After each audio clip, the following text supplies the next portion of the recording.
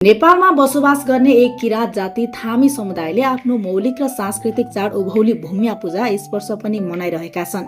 पृथ्वीलाई जीवनदायिनी शक्ति मानी भूम्या अर्थात् धरती माताको पूजा गर्ने परम्परा प्राचीन कालदेखि निरन्तर चलिआएको छ। थामी समुदायका गुरु आप्पा झाँक्रीले विशेष विधि अनुसार गर्ने भूम्या पूजामा महिला, पुरुष, बालबालिका र वृद्ध वृद्धासम्म सबैको समान सहभागिता रहन्छ। रोग व्याधि टरोस्, विपत्ति टरोस् र गाउँमा शान्ति तथा समृद्धि स्थापित होस् भन्ने सामूहिक प्रार्थनाका साथ यो पूजा गरिन्छ। यसलाई थामी समाजले समुदायभित्र एकता, आध्यात्मिकता र सांस्कृतिक पहिचान जोगाउने मुख्य आधारका रूपमा लिन्छ। पर्वको अवसरमा प्रस्तुत गरिने थामीहरूको मौलिक कला संस्कृति पनि विशेष खालका हुन्छन्।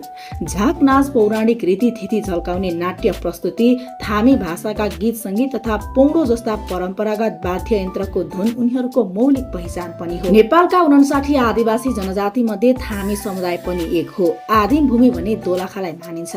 अहिले थामीहरू नेपालका धेरै जिल्लामा फैलिनुका साथै भारतको दार्जिलिङ र कालिम्पोङसम्म पनि पुगेका छन्। सामाजिक संरचनामा महिला र पुरुषका छुट्टा छुट्टै समानान्तर थर हुनु थामी समुदायको विशेषता हो।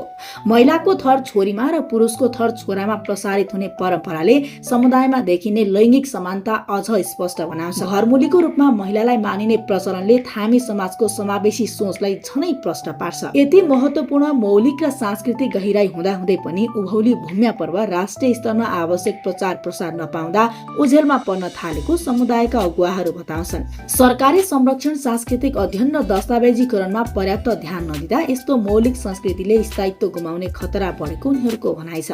थामी समुदायले उभौली भूम्या जस्ता परम्परागत चाडलाई राष्ट्रिय सांस्कृतिक पर्वको रूपमा मान्यता दिई संरक्षण र प्रवर्धनमा राज्य तथा समाज दुवैको समान जिम्मेवारी आवश्यक रहेको देखिन्छ।